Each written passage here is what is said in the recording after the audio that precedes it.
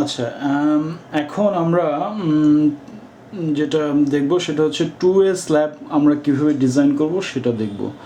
আসলে 2A slab design করার অনেকগুলো মেথড আছে, তো আমরা বেসিক্যালি যেই মেথডটা দেখব সেটাকে বলা হয় moment coefficient method.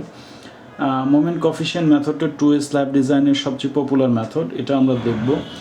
Moment coefficient method সম্বন্ধে যেটা বলা আছে একটু দেখবেন আপনাদের লেকচার নোটে, যে the determination of exact moments in two-way slabs with various support conditions is mathematically formidable and not suited to design practice. Various simplified methods are therefore adopted for determining moments, shears, and reaction in such slabs. Quite popular and widely used among these methods is one using moment coefficient based on 1963 ACI code.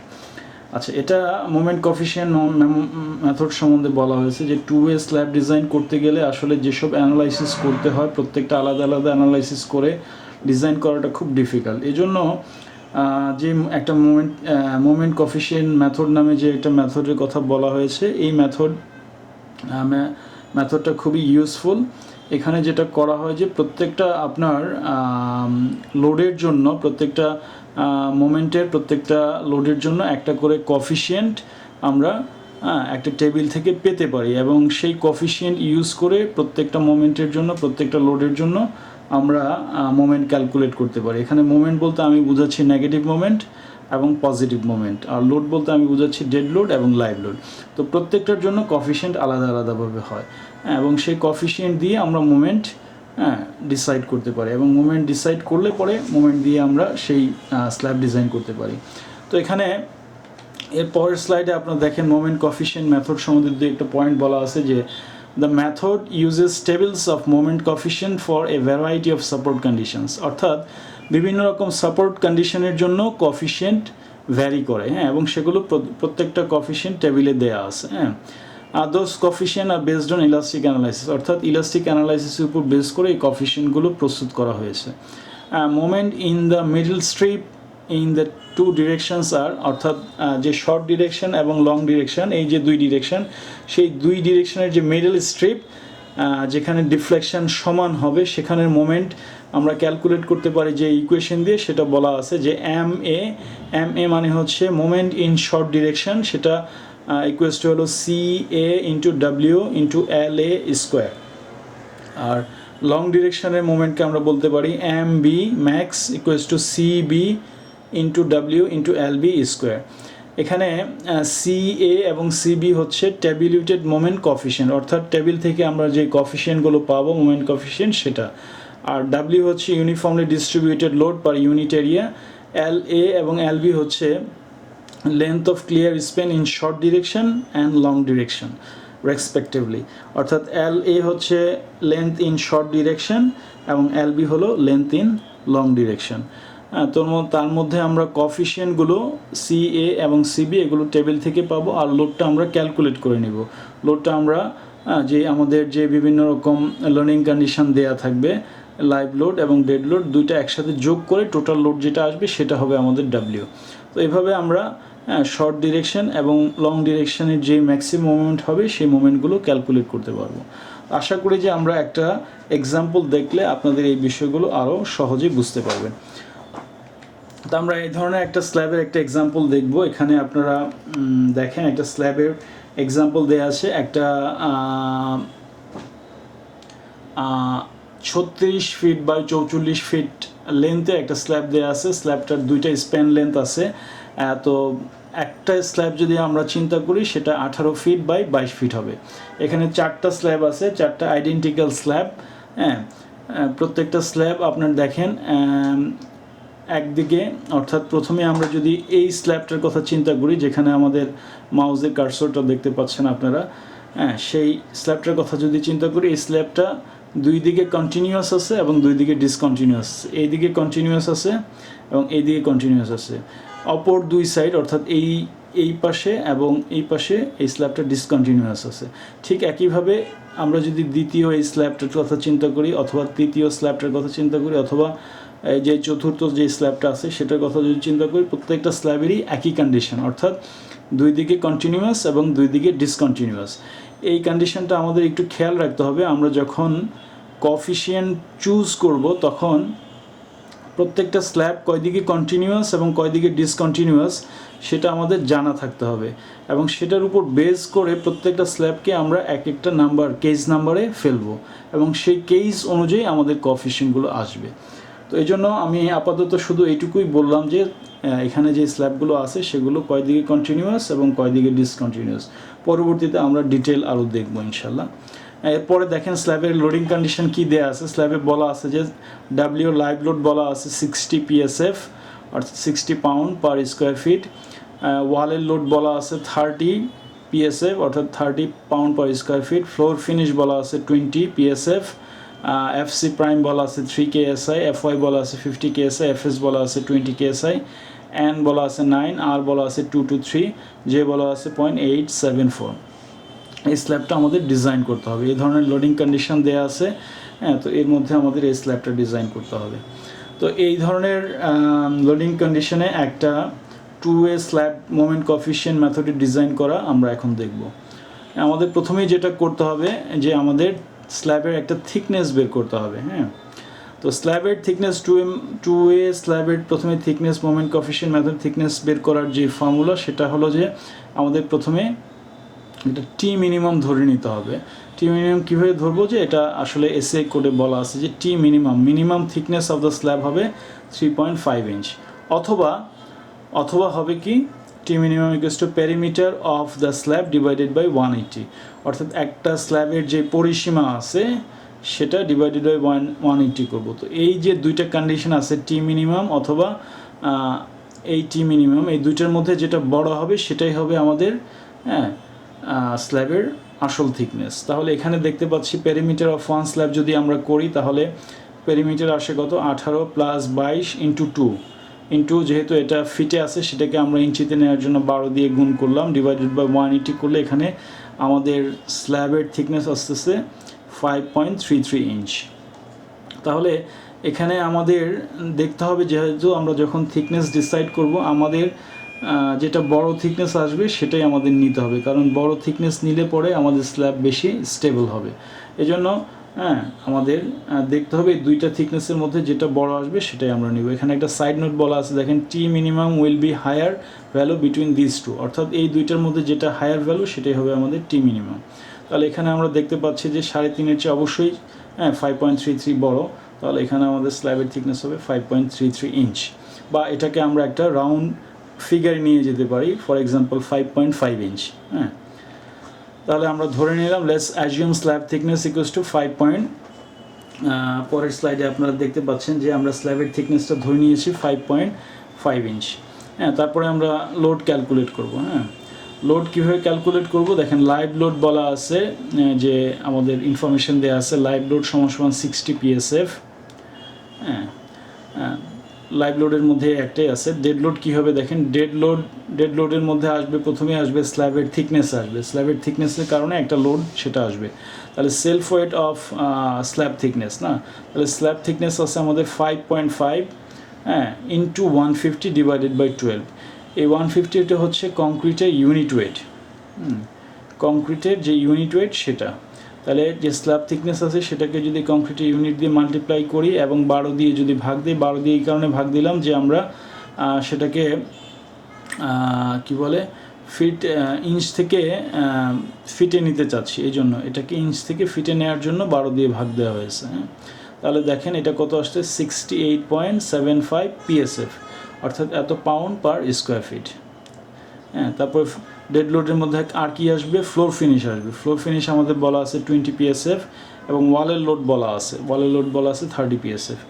এই সবগুলো আসবে dead লোডের মধ্যে, এই তিনটা যদি আমরা যোগ করি তাহলে আমরা দেখতে পাচ্ছি যে ডেড লোডের মধ্যে আমাদের আসতেছে, টোটাল ডেড লোড আমাদের আসতেছে 118.75 PSF, 118.75 PSF। হ্যাঁ, এছাড়াও যদি অন্য আর কোনো ডেড লোড থাকে, ফর এক্সাম্পল আপনার র্যান্ডম ওয়াল যদি থাকে RW, হ্যাঁ, র্যান্ডম ওয়াল যদি থাকে তাহলে সেটাও ডেড লোডের মধ্যে আসবে। যদি আমাদের এখানে নাই এটা, কিন্তু যদি র্যান্ডম ওয়াল থাকে তাহলে র্যান্ডম ওয়ালও এই ডেড লোডের মধ্যে আসবে। আচ্ছা, টোটাল আমাদের তাহলে টোটাল লোড যেটা হবে সেটা আমরা পরে ক্যালকুলেট করব। এখন আমরা আমাদের মোমেন্ট বের করার জন্য আরেকটা ইনফরমেশন লাগবে, সেটাকে আমরা বলি স্প্যান রেশিও। স্প্যান রেশিও আমরা দেখব। এখানে আমাদের যে শর্ট ডিরেকশন এবং লং ডিরেকশনের স্প্যানের যেই ভাগফল সেটা দিয়ে আমরা স্প্যান রেশিও বের করব। Span ratio M equals to হলো LA ডিভাইডেড বাই LB। তাহলে LA হচ্ছে 18, LB হলো 22, ডিভাইডেড করলে আমাদের আসতেছে 0.81। এবং এখানে আমি যেটা আপনাদের সাথে একটু আগে বলেছিলাম যে স্ল্যাবটা কয় দিকে কন্টিনিউয়াস বা কয় দিকে ডিসকন্টিনিউয়াস সেটার উপর ভিত্তি করে স্ল্যাবটাকে একটা কেসে ফেলা হয়। অর্থাৎ স্ল্যাবটা যদি 3 দিকে কন্টিনিউয়াস থাকে এবং একদিকে ডিসকন্টিনিউয়াস থাকে তাহলে স্ল্যাবের যে কেস হবে বা যে কেসে স্ল্যাবটা পড়বে সেটা 4 দিকেই যদি কন্টিনিউয়াস থাকে তাহলে সেটা একই কেসে পড়বে না। হ্যাঁ, তো এই জন্য এখানে বলা হয়েছে যে এখন all the slabs are to an interior continued and exterior to an discontinued, অর্থাৎ ভিতরের 2 দিক কন্টিনিউয়াস এবং বাইরের 2 দিক ডিসকন্টিনিউয়াস এখানে যে স্ল্যাবগুলো আছে। So all the slabs are under case 4। এই জন্য আমাদের এই সবগুলো স্ল্যাব অর্থাৎ যে 4টা স্ল্যাব আমরা এখানে দেখছি ডিজাইনে, আমাদের যে প্ল্যানটা দেয়া আছে সেখানে যে 4টা স্ল্যাব দেয়া আছে সেটার সবগুলোকে একই ধরনের স্ল্যাব এবং সবগুলো স্ল্যাবকে আমরা কেস 4-এ ফেলতে পারি। হ্যাঁ, কেস 4-এ ফেলতে পারি। কেস কোনটাকে কোন কেসে ফেলবো আমরা এই সম্বন্ধে ইনফরমেশনগুলো আমি আপনাদের যে ক্লাসরুমে আছে ক্লাসরুমে দিয়ে দিব ইনশাল্লাহ। হ্যাঁ, সেখান থেকে দেখে আপনারা বুঝতে পারবেন যে স্ল্যাব কোন স্ল্যাব কয় দিকে কন্টিনিউয়াস থাকলে এবং কয় দিকে ডিসকন্টিনিউয়াস থাকলে সেটা কোন কেসে পড়ে। হ্যাঁ, ছবিগুলো দেখলে আপনারা বুঝতে পারবেন ইনশাল্লাহ। হ্যাঁ, এরপরে আমরা দেখি, এরপরে আমরা ক্যালকুলেট করব, মোমেন্ট ক্যালকুলেট করব। হ্যাঁ, এখন আমরা মোমেন্ট ক্যালকুলেট করার যে ইকুয়েশন সেটা জানি। নেগেটিভ ডিরেকশনে শর্ট ডিরেকশনে মোমেন্ট ক্যালকুলেট করার ইকুয়েশন হচ্ছে মোমেন্ট ইন শর্ট ডিরেকশন অর্থাৎ MA ইকুয়ালস টু হবে CA into W into LA square. তাহলে এখানে MA সমান আমরা দেখতে পাচ্ছি এখানে প্রথমে আমরা নেগেটিভ মোমেন্ট ক্যালকুলেট করেছি, পরে পজিটিভ মোমেন্ট ক্যালকুলেট করেছি। তো নেগেটিভ মোমেন্টের সময় একটা সুবিধা আছে, নেগেটিভ মোমেন্টের সময় আমাদের যেটা W সেটা ডেড লোড এবং লাইভ লোড দুইটা একসাথে যোগ করে আমরা ডেড লোড এবং লাইভ লোড সেটা দুইটা একসাথে যোগ করে আমরা মোমেন্টটা ক্যালকুলেট করতে পারি। কিন্তু পজিটিভ মোমেন্টে ডেড লোডের জন্য আলাদাভাবে ক্যালকুলেট করতে হয় এবং লাইভ লোডের জন্য আলাদাভাবে ক্যালকুলেট করতে হয়। তো যাই হোক, আমরা প্রথমে নেগেটিভ মোমেন্টটা দেখি যে শর্ট ডিরেকশনের নেগেটিভ মোমেন্ট MA কী হবে। MA এখানে CA অর্থাৎ coefficient of A at short direction for negative moment সমান বলা আছে 0.070। এটা এই ভ্যালুটা আসলে CA ইকুয়ালস টু 0.070 এটা আমরা টেবিল থেকে পেয়েছি। টেবিল থেকে কেস 4-এর জন্য এবং স্প্যান রেশিও 0.81-এর জন্য এই ভ্যালুটা টেবিলে দেওয়া আছে। এই টেবিলগুলো আমি চেষ্টা করব আপনাদের ক্লাসরুমে দিয়ে দিতে। তাহলে ক্লাসরুমে দিয়ে দিলে পরে আপনারা নেগেটিভ মোমেন্টের জন্য কেস 4-এর জন্য স্প্যান রেশিও 0.81-এর জন্য ভ্যালুটা কত হবে দেখে বুঝতে পারবেন। মানে এটা আসলে বোঝাটা একটু কষ্টকর মনে হতে পারে। ডেফিনেটলি ক্লাসে থাকলে আমি যেভাবে আপনাদেরকে এক্সপ্লেন করতে পারতাম এখানে আসলে সেভাবে এক্সপ্লেন করা সম্ভব নয়। তারপরেও যদি কারো সমস্যা হয় ডেফিনেটলি আমাকে আপনারা নক করবেন। আচ্ছা, এখানে তারপর ইন্টু টোটাল আমাদের W আসবে হলো টোটাল ডেড লোড এবং লাইভ লোড, অর্থাৎ যে ডেড লোড আসছে আমাদের 118.75 এবং লাইভ লোড আছে 68.75। দুইটা যদি যোগ করি তাহলে আমাদের আসতেছে 178 PSF। হ্যাঁ, তা এটা হলো W। এরপরে আমাদের আসছে শর্ট ডিরেকশনের লেন্থ LA হচ্ছে 18 স্কোয়ার। তাহলে এই সবগুলো যদি আমরা গুণ করি তাহলে আমাদের মোমেন্ট আসতেছে 4037.04 পাউন্ড ফিট পার ফিট, অর্থাৎ এত পাউন্ড প্রতি ফিটে আমাদের মোমেন্ট আসতেছে। তাহলে লং ডিরেকশনের যে নেগেটিভ মোমেন্ট হবে সেটা CA into W into LB square, সেটা করলে পাবো এখানে CB সমান 0.030। এটা টেবিল থেকে পেয়েছি কেস 4-এর জন্য। টোটাল লোড আমাদের আসবে 178 এবং লেন্থ এখানে লং ডিরেকশনে আসবে হচ্ছে টু স্কোয়ার, তাহলে এখানে আমরা মোমেন্ট পাচ্ছি 2584 পাউন্ড ফিট পার ফিট। তো পজিটিভ মোমেন্টে ক্যালকুলেট করার সময় আমাদের এখানে একটু ডিফারেন্স আছে, যে পজিটিভ মোমেন্ট যেটা আমি আগেও বলেছিলাম যে পজিটিভ মোমেন্টে আমাদের লোডটাকে আলাদা আলাদা করে ক্যালকুলেট করতে হয়। লোডের প্রত্যেকটা ডেড লোড এবং লাইভ লোডের জন্য আলাদা আলাদা মোমেন্ট ক্যালকুলেট করে একসাথে যোগ করতে হয়, এবং ডেড লোডের জন্য এক ধরনের কোএফিশিয়েন্ট, লাইভ লোডের জন্য এক ধরনের কোএফিশিয়েন্ট। তো সেটা আমরা দেখতেছি শর্ট ডিরেকশনে positive moment M A equals to, এখানে দেখেন ডেড লোড 118.75 জন্য আমাদের কোএফিশিয়েন্ট হচ্ছে 0.038 ইন্টু আপনার শর্ট ডিরেকশনের যে লেন্থ এল এ সেটা হচ্ছে 18 স্কোয়ার, প্লাস লাইভ লোড 60 জন্য কোএফিশিয়েন্ট হচ্ছে 0.047 এবং লেন্থ হচ্ছে 18 স্কোয়ার। তাহলে এখানে আমরা যদি সবগুলো যোগ করি, একসাথে গুণ করে যোগ করলে আমাদের মোমেন্ট আসতেছে, শর্ট ডিরেকশনে পজিটিভ মোমেন্ট আসতেছে 2366.5 পাউন্ড ফিট পার ফিট। এরপরে আমরা যেটা দেখব সেটা হচ্ছে লং ডিরেকশনে পজিটিভ মোমেন্ট, অর্থাৎ এমবি। হ্যাঁ, এটা আপনারা দেখতে পাচ্ছেন কিনা আমি শিওর না, আশা করি দেখতে পাচ্ছেন। হ্যাঁ, এমবি সমান সমান আসতেছে আমাদের যে আমাদের এখানে ডেড লোড 118 জন্য যেই কোএফিশিয়েন্ট 0.017, এবং লং ডিরেকশনের লেন্থ হচ্ছে 22 স্কোয়ার হবে, প্লাস লাইভ লোডের জন্য যে কোএফিশিয়েন্ট 0.021 এবং লেন্থ হচ্ছে 22 স্কোয়ার। তাহলে আমাদের লং ডিরেকশনের পজিটিভ মোমেন্ট আসতেছে 1580 পাউন্ড ফিট পার ফিট। তাহলে এই যে চারটা কেস আমরা চারটা মোমেন্ট দেখলাম, অর্থাৎ শর্ট ডিরেকশনে নেগেটিভ মোমেন্ট এবং পজিটিভ মোমেন্ট, এবং লং ডিরেকশনের নেগেটিভ মোমেন্ট এবং পজিটিভ মোমেন্ট। খেয়াল করে দেখবেন আপনারা যে এই চারটা কেসের মধ্যে আমাদের শর্ট ডিরেকশনের যে নেগেটিভ মোমেন্ট সেটা ম্যাক্সিমাম মোমেন্ট এসছে, এবং প্র্যাকটিক্যালিও তাই হওয়ার কথা, কারণ শর্ট ডিরেকশনে লোড সবসময় শর্ট ডিরেকশনে তাড়াতাড়ি যাবে এবং বেশি লোড যাবে, তাই না? কারণ সেদিকে রাস্তা কম বা রাস্তা শর্ট, স্প্যান লেন্থ শর্ট। হ্যাঁ, সেদিকে গেলে লোড, যেদিকে শর্ট সেদিকে গেলে তাড়াতাড়ি সাপোর্ট পাবে, সুতরাং লোড শর্ট ডিরেকশনে আগে যায় এবং বেশি পরিমাণ লোড শর্ট ডিরেকশনে যায়, এবং যার ফলে শর্ট ডিরেকশনের নেগেটিভ মোমেন্টে সবচেয়ে বেশি মোমেন্ট আসছে। তো আমরা এখন আমাদের ডি চেক করতে হবে ইফেক্টিভ, অর্থাৎ আমরা যেই থিকনেসটা ধরে নিলাম স্ল্যাবে, সেই থিকনেসটা ম্যাক্সিমাম মোমেন্টের জন্য ঠিক আছে কিনা সেটা আমাদের চেক করতে হবে। সেটা চেক করার জন্য আমরা কি করি, সেটা দিয়ে ডি চেক করি, ডি বা ইফেক্টিভ ডেপথ চেক করি। ইফেক্টিভ ডেপথ চেক করার যেই ইকুয়েশন সেটা হচ্ছে D equals to √² M over R B, এই ফর্মুলা দিয়ে। তো এম হচ্ছে মোমেন্ট, এখানে ম্যাক্সিমাম মোমেন্ট আমরা পেয়েছি শর্ট ডিরেকশনের negative moment 4037.04 pound feet per feet, সেটাকে ফিট থেকে ইঞ্চিতে নেওয়ার জন্য 12 দিয়ে আমরা গুণ দিয়েছি, এবং আর এর মান আমরা পেয়েছি, আর এর মান দেয়া আছে ইনফ্যাক্ট 223, এবং বি হলো 1 ফিটের জন্য আমরা যেহেতু ডিজাইনটা করব স্ল্যাবটা, এই জন্য বি হলো সেই 1 ফিট মানে 12 দিয়ে গুণ করলাম। তাহলে সে সবগুলো যদি আমরা এখানে ইকুয়েশনটা যদি সলভ করি, তাহলে এখানে আসতেছে 4.28 ইঞ্চ, 4.28 ইঞ্চ আসতেছে। হ্যাঁ, এর সাথে আমরা যদি 1 ইঞ্চি ক্লিয়ার কাভার যোগ করি, কংক্রিটের যে কাভারটা হবে রিইনফোর্সমেন্টের জন্য 1 ইঞ্চি, তাহলে আমাদের আসতেছে 5.28 ইঞ্চ, আর আমরা ধরেছিলাম স্ল্যাবের থিকনেসটা 5.5 ইঞ্চ, অর্থাৎ আমাদের যে থিকনেসটা ধরা হয়েছিল সেটার চেয়েও আমাদের যে কি বলে যেই পরিমাণ মোমেন্ট আসবে সেটা কাভার করার জন্য যে পরিমাণ থিকনেস দরকার সেটা কম আছে, সুতরাং আমাদের যে থিকনেসটা আমরা ধরেছিলাম সেটা ঠিক আছে।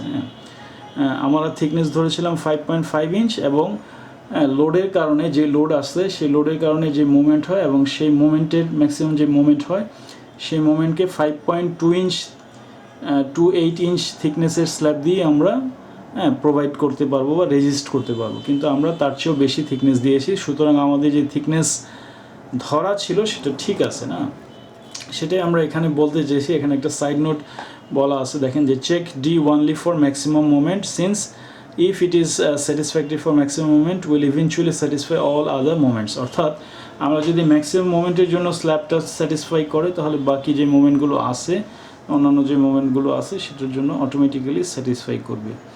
হ্যাঁ, সেটাই বলা হয়েছে। তো এগুলো চেক করার পরে আসলে আমাদের ডিজাইন মোটামুটি শেষ হয়ে গেছে। এখন আমরা যেটা করব যে রিইনফোর্সমেন্ট ঠিক করব, অর্থাৎ কোন ডিরেকশানে কী পরিমাণ রিইনফোর্সমেন্ট হবে।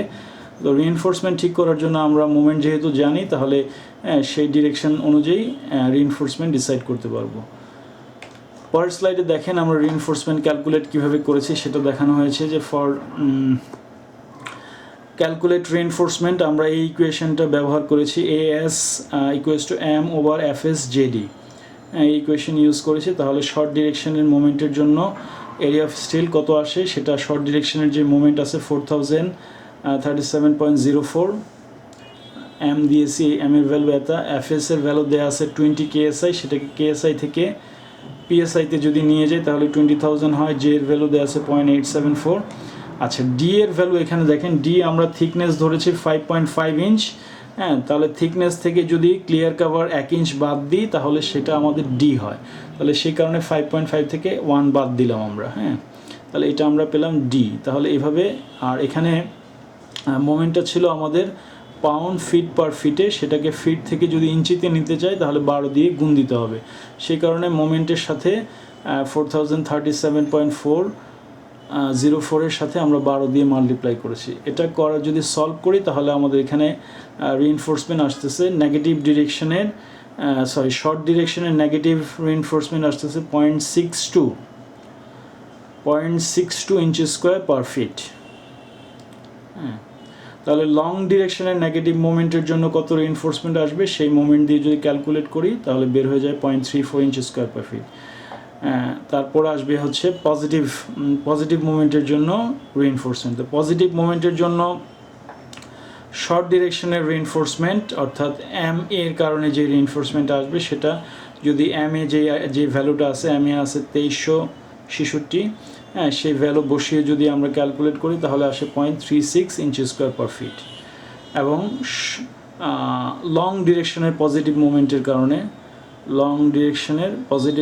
কারণে যে রিইনফোর্সমেন্ট আসবে সেখানে আমরা লং ডিরেকশন পজিটিভ মোমেন্ট যেটা আছে 1580 সেই ভ্যালু বসিয়ে হ্যাঁ এখানে হিসেব করেছে। তাহলে এখানে দেখেন, এখানে একটা জিনিস একটু ব্যতিক্রম আছে। এখানে ক্লিয়ার কাভার 1 ইঞ্চির সাথে আরও 0.5 ইঞ্চ যোগ করা হয়েছে। এর একটা কারণ হচ্ছে এখানে রিইনফোর্সমেন্ট যেটা হবে, অর্থাৎ যেই রিইনফোর্সমেন্টটা যাবে সেই রিইনফোর্সমেন্টের কারণে ক্লিয়ার কাভার এখানে 1 ইঞ্চির চেয়ে একটু বেশি লাগবে। হ্যাঁ, কারণ এখানে মেইন রিইনফোর্সমেন্টের সাথে আরও একটা রিইনফোর্সমেন্ট অপোজিট ডিরেকশন থেকে আরেকটা রিইনফোর্সমেন্ট পাস করবে। তো সেটার কারণে এখানে ক্লিয়ার কাভারটার আসলে মেইন রিইনফোর্সমেন্ট থেকে যদি আমরা 1 ইঞ্চি ধরি তাহলে হবে না। হ্যাঁ, সেই মেইন রিইনফোর্সমেন্টের সাথে নিচে দিয়ে যে রিইনফোর্সমেন্টটা যাবে বা নিচে বা উপর দিয়ে যেটা যাবে সেটার সাথে আরও 0.5 ইঞ্চ যোগ করে নিতে হবে, সেটা থেকে 1 ইঞ্চি বাদ দিতে হবে, তাহলে টোটাল 1.5 ইঞ্চ হয়। হ্যাঁ, তাহলে সেটা যদি করি তাহলে এখানে আসতেছে 0.27 ইঞ্চি স্কোয়ার পার ফিট। তাহলে এভাবে আমরা আমাদের যে পজিটিভ এবং নেগেটিভ মোমেন্টের জন্য শর্ট ডিরেকশন এবং লং ডিরেকশনের যে রিইনফোর্সমেন্ট সেটা ক্যালকুলেট করতে পারি। এবং এই প্রত্যেকটা রিইনফোর্সমেন্ট আপনার দেখেন এগুলো ইঞ্চি স্কোয়ার পার ফিট বলা আছে, অর্থাৎ এত ইঞ্চি স্কোয়ার হ্যাঁ রিইনফোর্সমেন্ট আমাদের প্রোভাইড করতে হবে প্রতি ফিটে।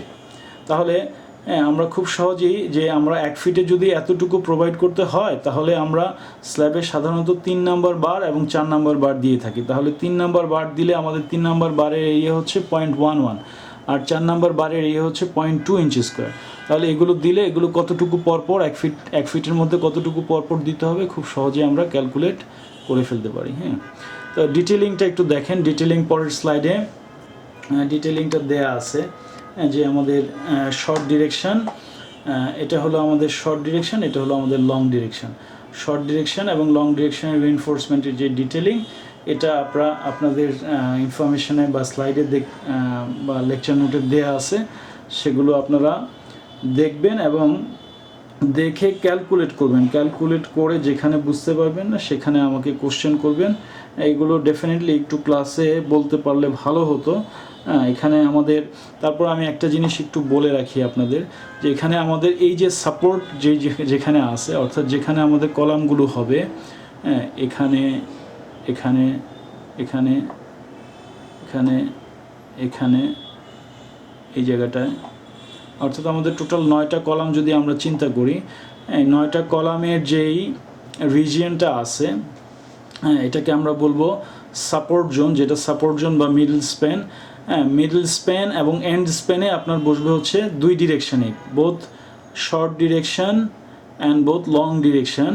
হ্যাঁ, দুই ডিরেকশানেই আপনার মিডল স্প্যান এবং এন্ড স্প্যানে আপনার বসবে হচ্ছে নেগেটিভ রেইনফোর্সমেন্টগুলো, অর্থাৎ শর্ট ডিরেকশনের নেগেটিভ রেইনফোর্সমেন্ট এবং লং ডিরেকশনের নেগেটিভ রেইনফোর্সমেন্ট। এবং মিডল স্প্যানে অর্থাৎ প্রত্যেকটা স্ল্যাবের যে মিডল স্প্যান আছে, মিডল স্প্যানে আপনার বসবে হচ্ছে পজিটিভ রেইনফোর্সমেন্টগুলো, বোথ শর্ট ডিরেকশন এবং লং ডিরেকশনের যেই